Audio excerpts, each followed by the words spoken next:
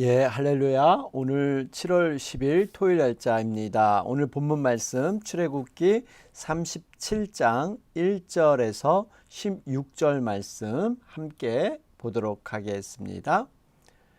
부살렐이 조각목으로 궤를 만들었으니 길이가 2규빗 반, 너비가 1규빗 반, 높이가 1규빗 반이며 순금으로 안팎을 싸고 위쪽 가장자리로 돌아가며 금태를 만들었으며 금고리 넷을 부어 만들어 네 발에 달았으니 곧 이쪽에 두 고리요 저쪽에 두 고리이며 조각목으로 채를 만들어 금으로 싸고 그 채를 궤 양쪽 고리에 꿰어 궤를 매게 하였으며 순금으로 속죄소를 만들었으니 길이가 2규빗 반, 너비가 1규빗 반이며 금으로 그룹 둘을 속죄소 양쪽에 쳐서 만들었을 때 한 그룹은 이쪽 끝에 한 그룹은 저쪽 끝에 곧 속죄소와 한 덩이로 그 양쪽에 만들었으니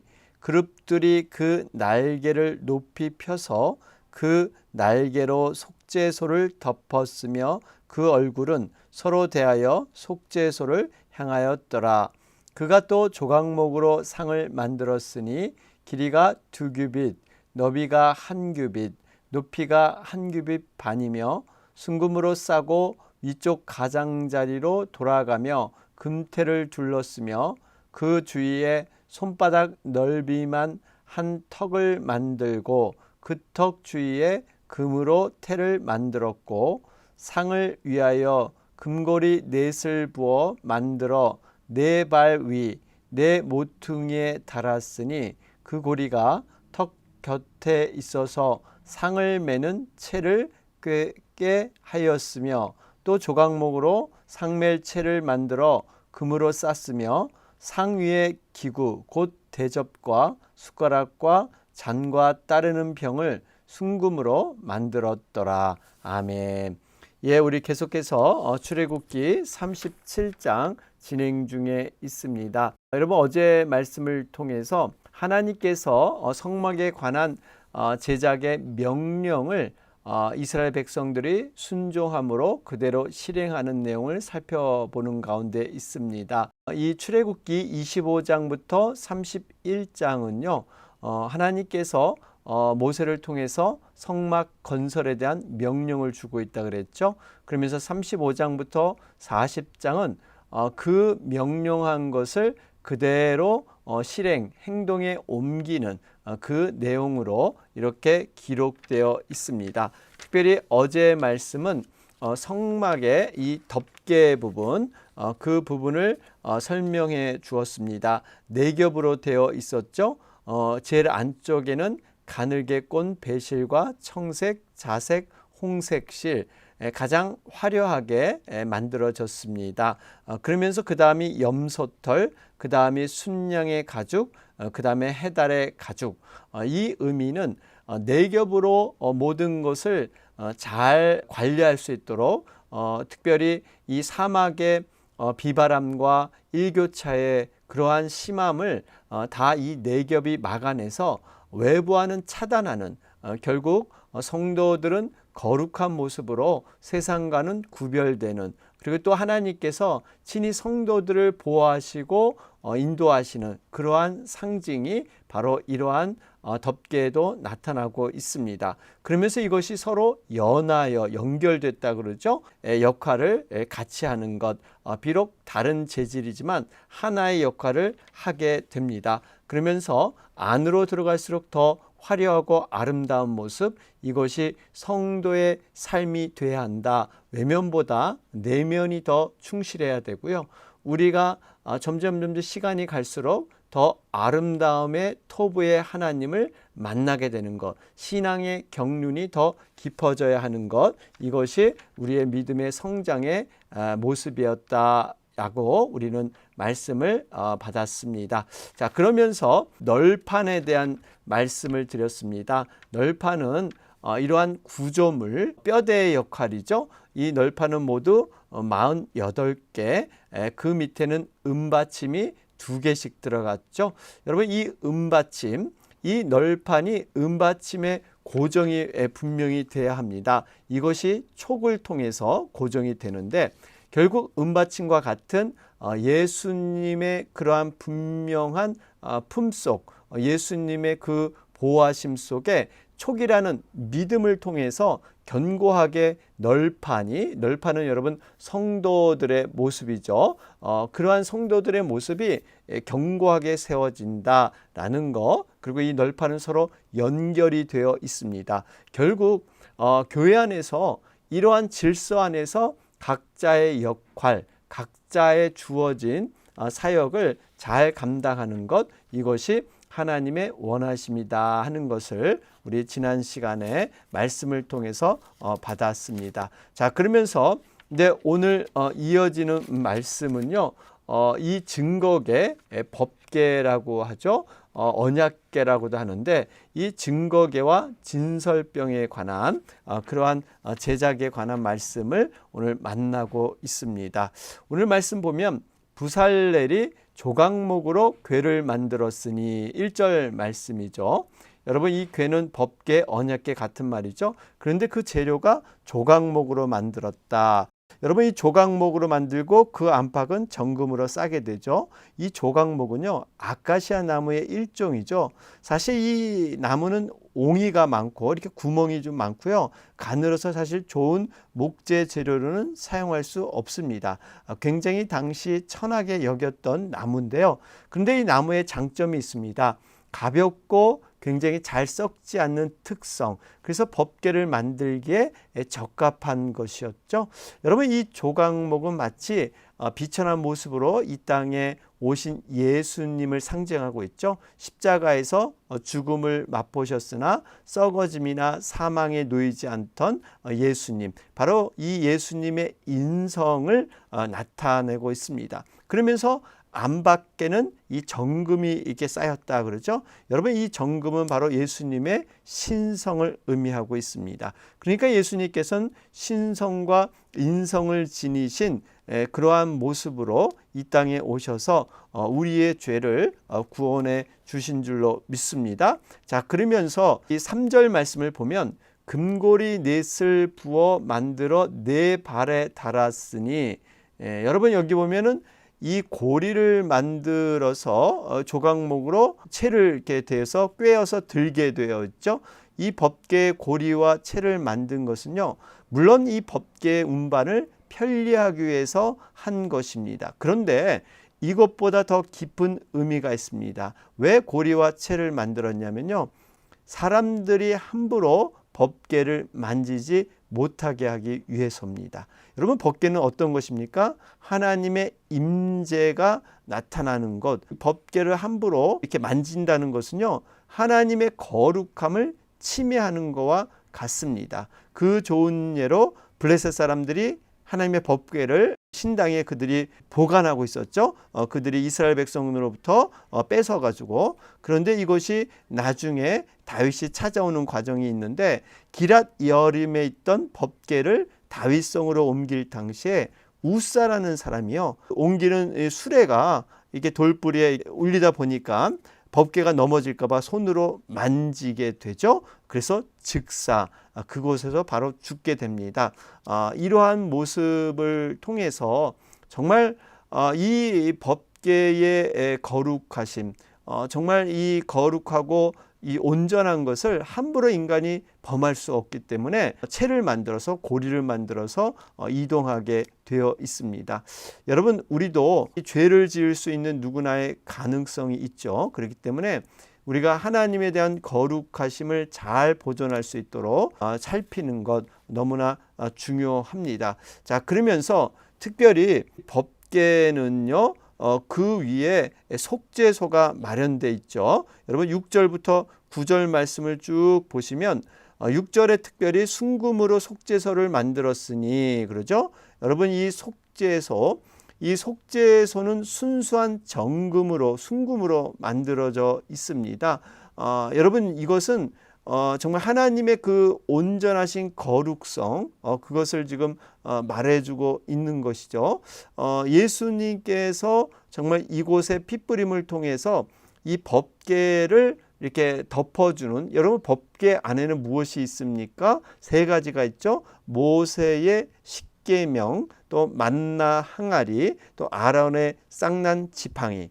여러분 이것은 굉장히 이적과 능력을 경험한 하나님의 좋은 살아계신 상징이 되기도 하는데요. 반면에 이스라엘 백성들이 성물 세 가지를 생각할 때마다 죄악된 그들의 불순종을 떠올리게 되죠. 결국 이 법궤를 뚜껑을 삼아서 덮어주지 않으면 여러분 이 모습에 하나님의 그 거룩함에 인간은 스스로 도달할 수가 없습니다. 그렇기 때문에 뚜껑을 덮어주고 그 위에 바로 동물의 피를 뿌림으로 말미암아 정결하게 하는 것, 여기에 바로 죄가 사해지는 은혜가 임할 줄로 믿습니다. 그래서 대제사장이 대속죄일에 한 번씩 여러분 이렇게 들어가서 바로 핏부림을 통해서 쉬운 자 속죄소를 깨끗이 하는 것이죠. 거기에 양쪽에 천사들이 있으면서 바로 이 법궤 위에 천사들의 보호를 받으며 하나님의 임재가 있는 곳, 이곳이 속죄소 쉬운 자가 되는 것이죠. 여러분 이걸 보면 우리가요 정말 하나님 앞에 연약하고 늘 넘어지는 이러한 죄인된 모습이지만 이 죄인임에도 불구하고 하나님이 의인이라고 칭하고 하나님의 자녀 삼아주는 것은 이 법궤 뚜껑을 덮어주는 그 은혜에 하나님이 임재하시고 우리가 하나님 앞에 나갈 수 있는 그러한 길이 열린 줄로 믿습니다. 그렇기 때문에 덮어주는 은혜, 감춰주신 은혜, 여러분 이것이 얼마나 큰 은혜인가를 우리는 말씀을 통해서 발견하게 됩니다. 그러면서 바로 이 속죄소에 하나님의 임재가 있듯이 여러분 이제는 인간에게 친히 찾아오셔서 하나님의 말씀을 통해서 우리에게 은혜를 전해 주시고 계시죠. 그래서 우리가 말씀이 곧 하나님의 임재. 그래서 칼빈은요 유명한 말을 했습니다. 말씀이 가라는 곳에 가고 말씀이 서라는 곳에 선다. 여러분 결국 우리 하나님의 뜻, 하나님의 임재는 무엇을 통해 나타나느냐? 말씀을 통해서 나타난다 하는 것을 우리는 알 수가 있습니다. 자, 그러면서 1절부터 9절까지는 이 증거의 법궤에 대해서 얘기를 했고요. 그 다음에 10절부터 마지막 16절까지는 진설병에 대한 그러한 말씀을 주고 있습니다. 물론 이 말씀은 이미 출애굽기 25장 23절에서 30절 말씀에 어떻게 이 진설병을 만들어라 하는 명령을 주셨는데 그대로 임하고 있죠. 특별히 여러분 이 진설병에 관한 것은요. 레위기 24장 5절에서 9절 말씀을 보면 아주 자세하게 기록되어 있죠. 여러분 이 진설병상 위에는 매 안식일마다 이스라엘 12지파를 상징하는 12개의 떡이 올려져야 했습니다. 제사장들은 매주 떡을 이렇게 진설하면서 새 떡을 올려놓고 묵은 떡을 가져다가 함께 나누어 먹게 되어 있죠. 여러분 여기 의미가 있습니다. 여러분 이 진설병에 올려졌던 것은 이 제사장의 양식이 된다는 사실입니다. 여러분 우리들이 누굽니까? 바로 하나님께서 택하신 제사장들의 모습, 이것이 바로 우리 성도들의 모습인데요. 우리 이 성도들이 생명을 유지할 수 있는 방법, 그것은 하나님께서 주시는 이 진설병의 떡, 이 떡을 먹어야만 바로 영적으로 육적으로 생명을 유지할 수 있다라는 것입니다. 여러분 이 진설병은 말씀을 의미하죠. 우리가 정말 하나님이 주시는 이 말씀, 그것을 먹어야 영육간에 강해지고 건강해지게 될 줄로 믿습니다. 그렇기 때문에 이 진설병을 우리는 늘 먹듯이 말씀을 늘 우리는 먹어야 된다라는 것입니다. 자, 그러면서 한 가지 12절 말씀을 보면요. 그 주위에 손바닥 넓이만 한 턱을 만들고 그 턱 주위에 금으로 태를 만들었고, 여러분, 진설병 조각목으로 만들어서 순금으로 싼 것인데 여기에 손바닥 넓이만큼 턱을 만들라 명령하고 있죠. 여러분, 이 턱을 왜 만들었을까요? 진설병상에 턱을 만들라는 것은요, 이 떡이 바닥으로 떨어지는 것을 방지하기 위해서 만들라고 하신 것입니다. 여러분, 이 진설병은 하나님께 드려진 거룩한 제물이 되죠. 뿐만 아니라 제상들이 모든 백성을 대표해서 하나님과 교제하기 위하여 먹어야 하는 교제의 떡입니다. 그렇기 때문에 땅에 떨어져서 낭비되는 것이 있어서는 안 되는 것이죠. 그래서 진설병에 턱을 만들어서 진설병이 땅에 떨어지지 않도록, 이 의미는 바로 하나님께 드려진 제물이 거룩하게 보존되게 하는 것, 그리고 또 하나님의 백성들이 생명의 교제에서 멀어지지 않도록, 땅에 떨어져서 소모되지 않도록 하는 그런 하나님의 배려인 것입니다. 여러분, 이 의미를 생각하면서 바로 요한복음 15장의 포도나무 비유를 통해서 예수님도 말씀하셨죠. 정말 예수님께서 가진 우리가 나무 되시는 예수님을 떠나서는 결코 아무 열매도 맺을 수 없다. 생명조차도 유지할 수 없다. 바로 예수님 안에서만 우리는 풍성한 생명을 얻게 될 것이다 말씀하고 있습니다. 너희가 내 안에 거하고 내 말이 너희 안에 거하면 무엇이든지 원하는 대로 구하라. 그리하면 이루리라. 여러분, 우리가 정말 이 진설병을 통해서 우리 하나님과의 참된 교제, 이 교제와는 절대 떨어져서는 안 된다. 이것은 우리의 영적인 생명과 직결된다 하는 것. 그렇기 때문에 소모되지 않도록 손바닥 넓이만한 턱을 만들어야 될 줄로 믿습니다. 자, 그러면서 상유의 진설병은요, 여기 본문에 나왔지 않았지만 항상 내 앞에 있게 해야 합니다. 물론 이 항상 있게 하라는 것은 매일 이것을 갈아서 새롭게 하는 것은 아닙니다. 진설병은 두 줄로 이렇게 6개씩 되어 있는데 매 안식일마다 새 것으로 바꾸어 놓아야 합니다. 여러분, 이 의미는 우리가 정말 하나님께서 우리에게 정해 주신 복된 주일을 통해서 매 안식일마다 하나님의 말씀을 새롭게 받는 이러한 상징적인 의미가 있죠. 이 진설병을 매 안식일마다 새롭게 갈아서 올리는 것처럼 여러분, 우리의 심령이 이렇게 항상 깨끗이 청소가 돼서 하나님의 말씀 매 주일마다 여러분 받는 것, 이것이 바로 하나님 앞에 복된 자들의 모습이다라는 것을 우리는 볼 수가 있습니다. 오늘 이 진설병의 의미를 여러분 잘 새기면서 우리는 과연 어떻게 정말 하나님의 말씀을 받아야 될 것이고 우리는 어떻게 하나님의 명령을 준행해서 우리는 이 뜻을 이루어갈 것인가 하는 것들 다시 한번 돌아보게 되죠. 여러분, 그래서 가장 최고의 가치를 하나님 앞에 올려드리는 것, 여러분, 이것이 바로 우리가 드리는 예배이다라는 것이죠. 예배는 결코 인간을 유익하기 위한 수단으로 사용해서는 안 됩니다. 하나님이 원하시는 방법으로, 하나님이 원하시는 목적으로 여러분 드려지는 것, 이것이 진정한 참된 예배다 하는 것을 우리는 알 수가 있습니다. 자, 오늘 말씀 우리의 결론을 내리면요, 공동체는 동역으로, 개개인은 충성으로.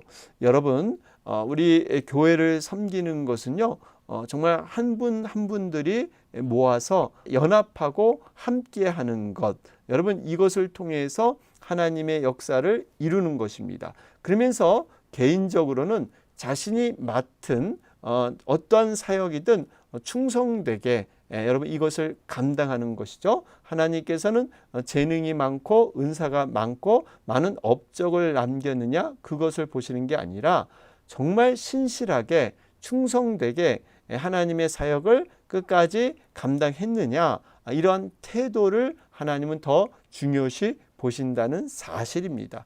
우리가 어떻게 하나님의 사역을 감당할 것인가 오늘 말씀을 통해서 다시 한번 각자 적용해 보시기 바랍니다.